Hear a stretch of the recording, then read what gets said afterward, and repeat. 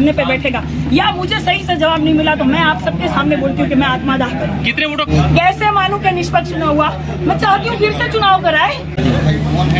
धांधली हुई है मेरे भाई, सीधा धांधली हुई है मुख्यमंत्री के घर में।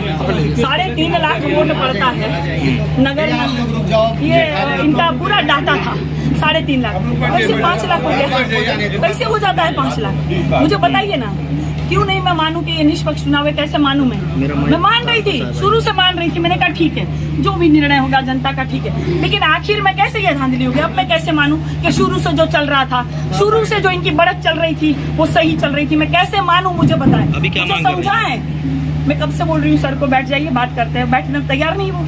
मेरे हस्बैंड को भी मार के लेके जाएंगे, मुझे धक्का मार के लेके जा रहे हैं जो महिला हमारी जो है पुलिस कर्मियाँ, और मेरे भाई को भी मार रहे हैं। कैसे मानूं मैं बताइए? मेरे जैसी सक्षम महिला जो लड़ती है, आवाज उठाती है जनता की, उसके साथ ऐसा हो रहा है तो बेचारा गरीब गुरबा तो यूं ही मारा जाता होगा, ठीक ना? तो निषाद समाज पर करारा तमाचा है। मैं समझ गई हूँ कि निषाद समाज जो है वो किसी पद के लिए नहीं बना है, ये सिर्फ वोट देने के लिए बना है, मार खाने के लिए बना है। और इसी तरह हम लोगों के साथ चीटिंग होती है। जब काजल निषाद सबकी आवाज उठाती है तब ये हो सकता है। और पता नहीं कितने प्रत्याशी ऐसे करके चले गए होंगे बेचारे हार मानकर। कैसे मानूं कि निष्पक्ष चुनाव हुआ? मैं चाहती हूँ फिर से चुनाव कराए, फिर से करें, एक रात फिर से मैं बैठने को तैयार हूँ। करें एक बार फिर से ये शुरू करें। यहाँ दिखाइए, मैं सर को बोल रही हूँ कि बैठिए, सर बैठ ही नहीं रहे, सर बात करने को तैयार नहीं, सब जवाब देने को तैयार नहीं है। ये धांधली हो रही है, ठीक है? अभी क्या मांग करती, क्या करेंगे? मैं कह रही हूँ या तो दोबारा चुनाव कराए, फिर से पूरा हो जाए, या पूरा निषाद समाज धरने पे बैठेगा, या मुझे सही से जवाब नहीं मिला तो मैं आप सबके सामने बोलती हूँ कि मैं आत्मदाह करूँ। कितने वोटों का अंतर आ रहा है? खत्म कर दूंगी। क्या फायदा? कितना लड़ूंगी मैं, कितना संघर्ष करूंगी मैं? कितने वोटों का अंतर? सुबह से मैं सबके हाथ जोड़ के बोल रही हूँ, पारदर्शिता वाला चुनाव करिएगा, निष्पक्ष चुनाव करिएगा। मैं कैसे मानूं कि सुबह से जो बढ़त बढ़ रही थी वो इनकी धांधली नहीं थी?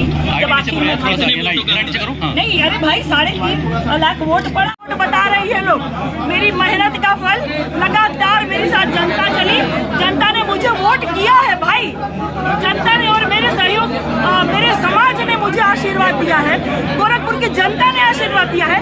मैं मान रही थी जो भी इनका निर्णय था, मैं मान रही थी। उसके बाद कंप्यूटर में कैसे इन लोगों ने 5 लाख वोट बढ़ा दिया, कैसे कह दिया कि भाजपा को 2-2.5 लाख मिल गया है और आपको 160 मिला है, कैसे कह दिया? मुझे जवाब दे, जवाब नहीं दे रहे। मेरे हस्बैंड को मार रहे हैं, मेरे भाई को मार रहे हैं, मुझे महिला लेडीज पकड़ रही है, कुछ नहीं कर रही हूँ, निर्दोष।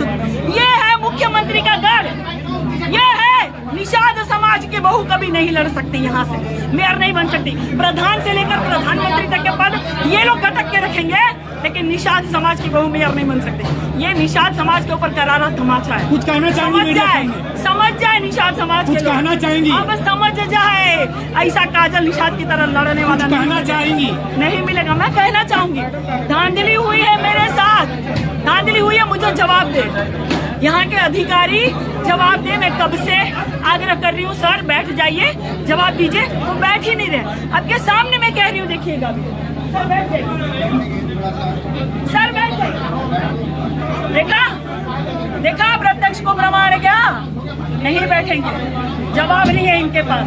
ये लोकतंत्र है मेरे भाई, आप लोग पत्रकार हैं, ये लोकतंत्र है। बताइए तो महिला की आवाज को इस तरह दबाया जा रहा है, ठीक है? आप लोग आवाज उठाइए और बताइए ये कि ये मुख्यमंत्री के गढ़ में ये हो रहा है। स्वयं मुख्यमंत्री जी आए और समझाए मुझे कि क्या धांधली हुई, कैसे कंप्यूटर में ये डाटा बदल जाता है।